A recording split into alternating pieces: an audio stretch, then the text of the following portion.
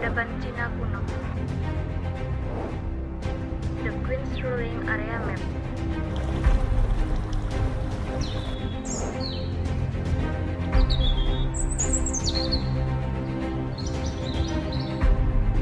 Pertanian di Cina kuno.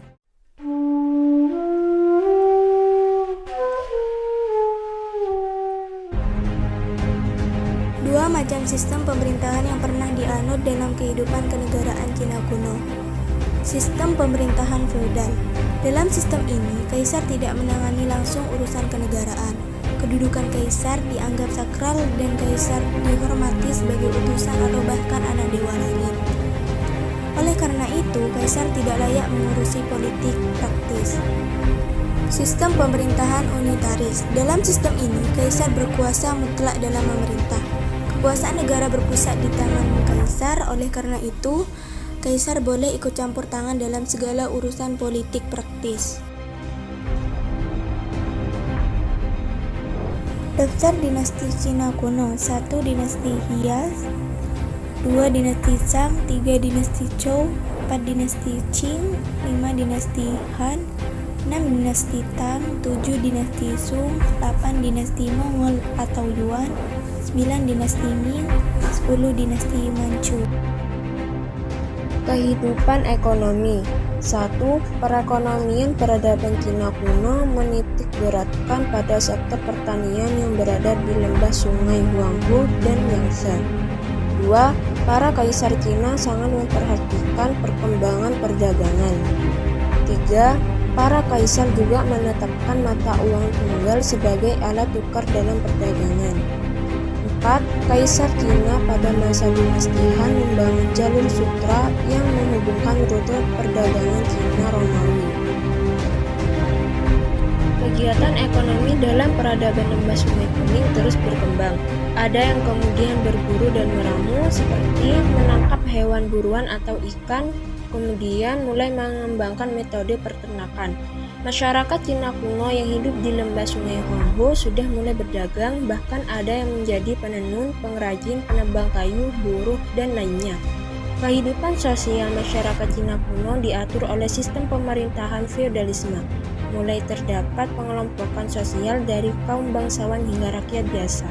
Sistem feodal kemudian dengan sistem pemerintahannya yakni unitaris yang dijalankan di peradaban lembah Sungai Kuning di Cina.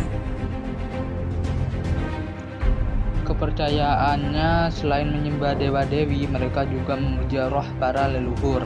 Anak laki-laki dalam masyarakat Cina kuno mempunyai kedudukan istimewa, dan dewa-dewa yang dipuja oleh masyarakat Cina kuno pada saat itu adalah Shangti atau dewa langit sekaligus dewa tertinggi, Fengpa atau dewa angin, Leise atau dewa badai yang digambarkan sebagai naga besar, dan Taishan atau dewa penguasa bukit suci. Filsafat Cina kuno. Tokoh yang berjasa dalam membangun tradisi itu adalah Kongfuce, Lao Tse, dan Mengse. Ajaran Kongfuce dikenal sebagai Konfusianisme. Ajaran Lao Tse dikenal sebagai Taoisme yang tertulis dalam buku Tao Te Ching. Kebudayaan seni sastra. Pada zaman Cina kuno, perkembangan seni sastra tidak dapat dipisahkan dengan perkembangan tulisan. Pada awalnya, huruf Cina dibuat dengan sangat sederhana, yaitu satu lambang menunjukkan satu pengertian. Tulisan ini ditulis pada kulit atau bambu. Baru pada masa kekuasaan dinasti Han ditemukan kertas, sehingga karya sastra mengalami perkembangan yang sangat pesat di Cina. Sima Zhie, seorang pujangga pada zaman dinasti Han, telah mengarang kitab sejarah dari masa sejak zaman purba sampai dengan masa pemerintahan Kaisar Han Wuti. Seni bangunan. 1. The Great Wall of China, tembok besar Cina. 2. Bangunan kuil. 3. Istana. Pengaruh peradaban Cina. Cina merupakan salah satu pusat peradaban dunia kuno yang banyak memberikan sumbangan bagi kemajuan pengetahuan dan teknologi. Berikut beberapa hasil kebudayaan Cina kuno yang masih digunakan hingga saat ini. Yang pertama, kain sutra, kertas, aksara Cina, filsafat Cina, kitab seni perang Sun Tzu, bubuk Mesu. Kehidupan politik. Corak politik peradaban Cina kuno. Peradaban Cina kuno merupakan negara yang membentuk kesatuan dan menganut sistem feodalisme. Feodalisme merupakan sistem di mana masyarakatnya memiliki hubungan timbal balik terhadap kelompok lainnya. Selain itu, pada peradaban ini juga dikenal konsep deifikasi atau mandap surga. Konsep ini dalam filsafat Cina menyatakan bahwa kaisar Cina adalah orang-orang yang dipilih oleh Tian atau langit untuk memerintah.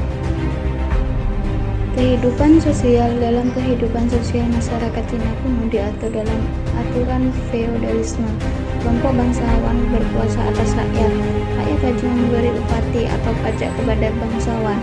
Masyarakat Cina kuno menghormati beberapa kekuatan gaib.